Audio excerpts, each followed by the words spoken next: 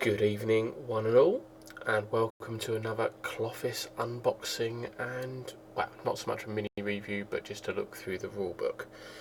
So tonight it is CATaclysm, the role-playing game, a meowgical adventure, which it tells us is for between 2 and 5 players and for 10 years and up. This is something that I backed on Kickstarter. It was quite a few years back now. The estimated delivery date for the project was July 2018. It met a number of issues during the process.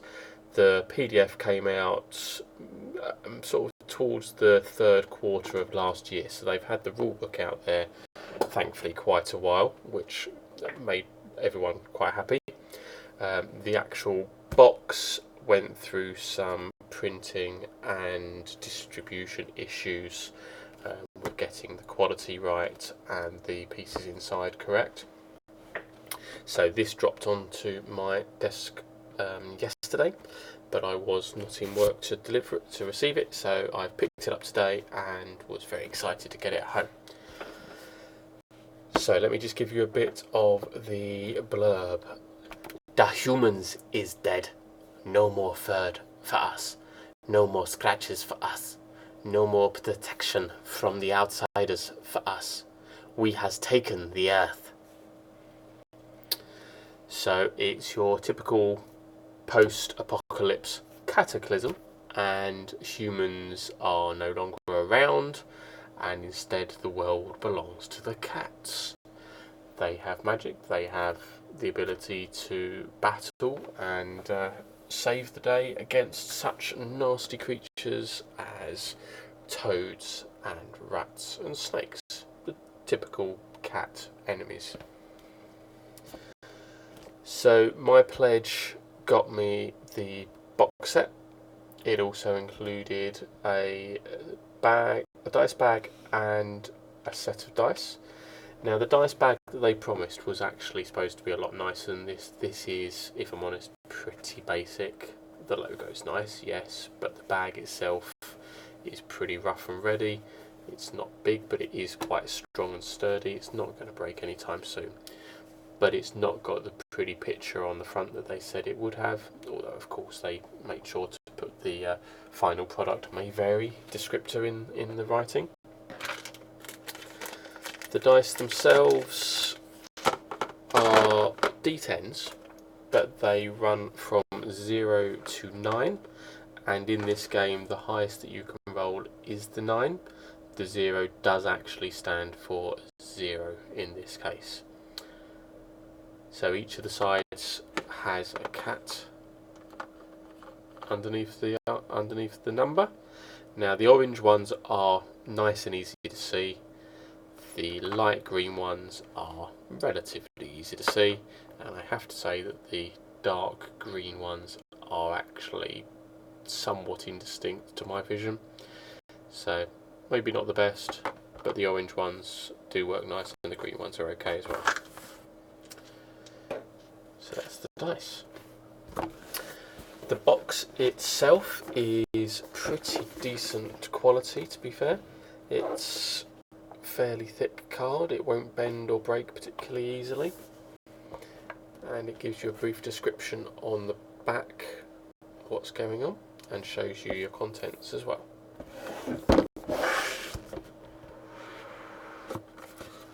So opening the box up,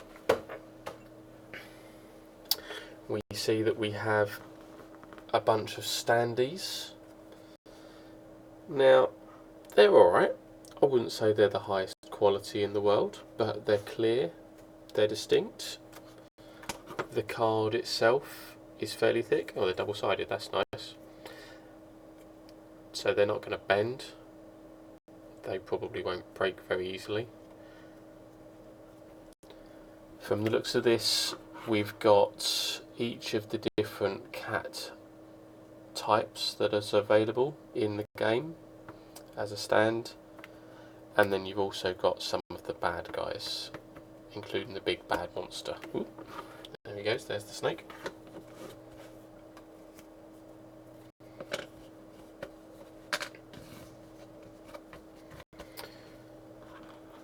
rulebook, nice and shiny.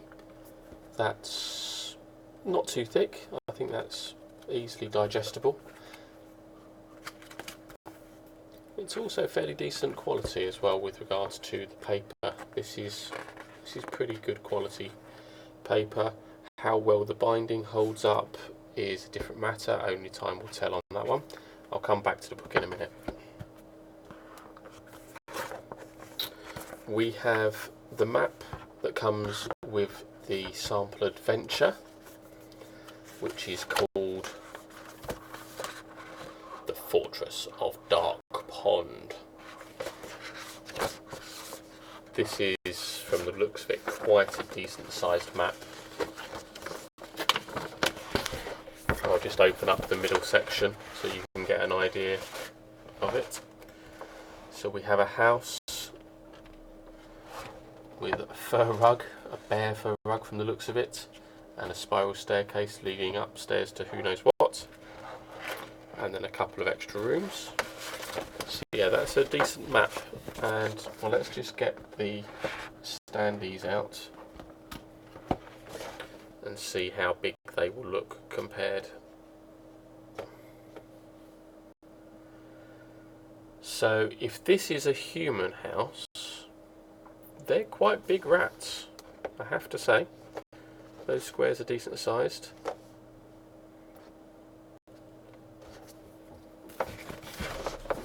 But the map quality itself is fairly decent.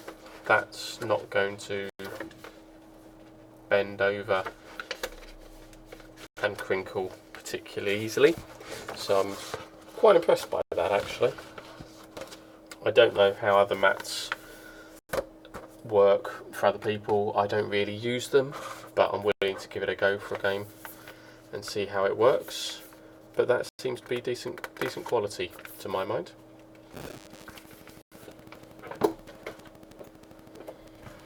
Okay, so inside we've got the standees for the cardboard.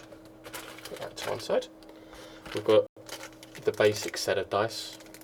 Now those are actually very distinct. I can quite easily see the numbers on that. I don't think I'll have any issues with rolling those. So as the person running the game, I'll probably keep to those colours. So that's alright.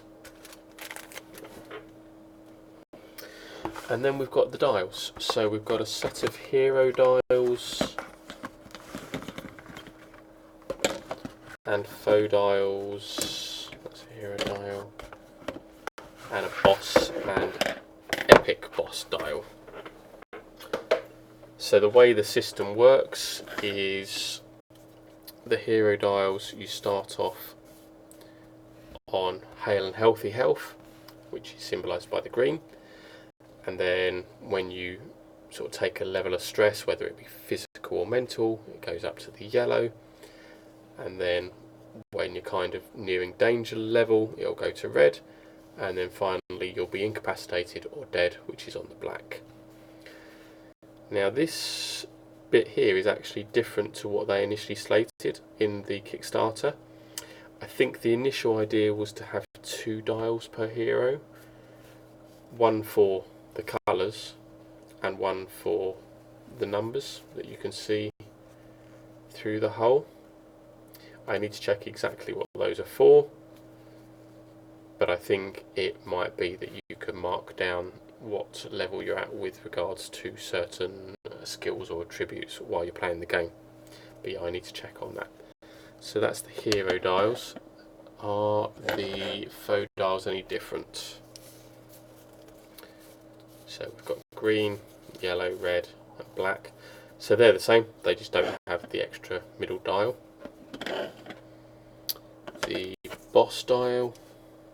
Okay, so I've got a bit of damage there on there, but it's minor. That's nothing too bad, to be honest.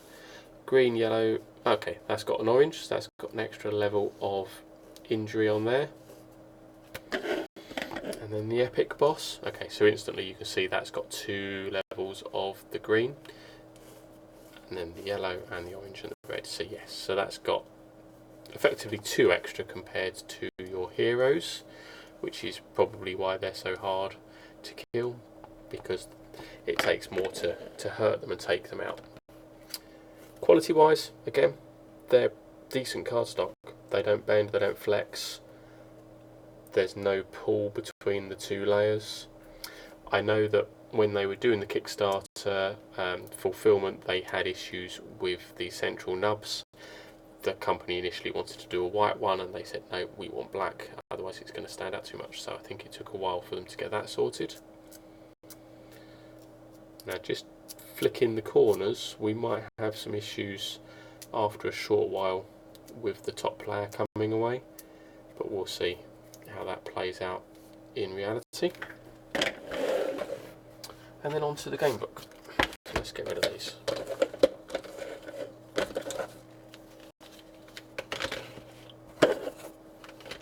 Over there.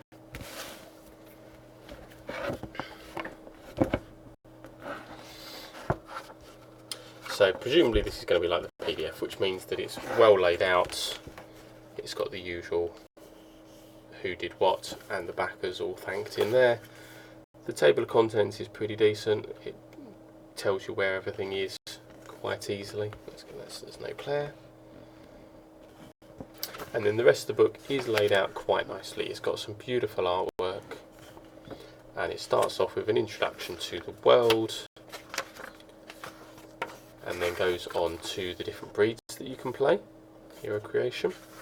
So you've got the Egyptian Mau, you've got the Bengal, you've got the Maine Coon, you've got the Pixie Bob, you've got the Manx, and you've got the Persian. You've got the Sphinx, you've got the Siamese, the Short Hair, the Savannah, and the Forest Cat.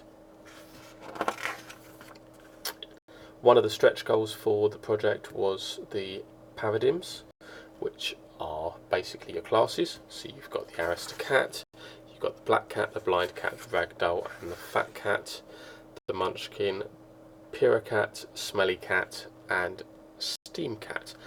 He's my favourite, most definitely, or she, I think it's a she. And then yeah, the rest of the book, again, it's all laid out very nicely. The fonts are nice and easy to read. There's quite a bit of humour in here, so when you're talking through, it mentions, well, it talks in typical cat slang, so you'll get jokes in the text, like the fact that things are perfect. So I won't go into detail about the book, but it has got some lovely art, which is pretty evocative and gives you a good idea of the sort of things you can get up to, and also how cats have become ambidextrous to be able to use weapons and stand on 2 feet rather than 4.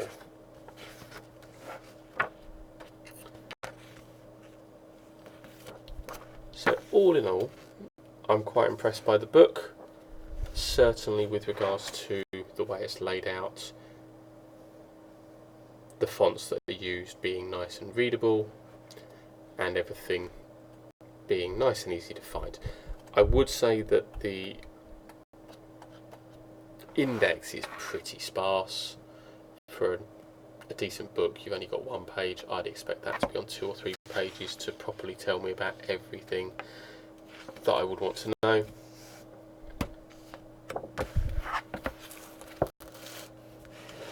So that's CATaclysm.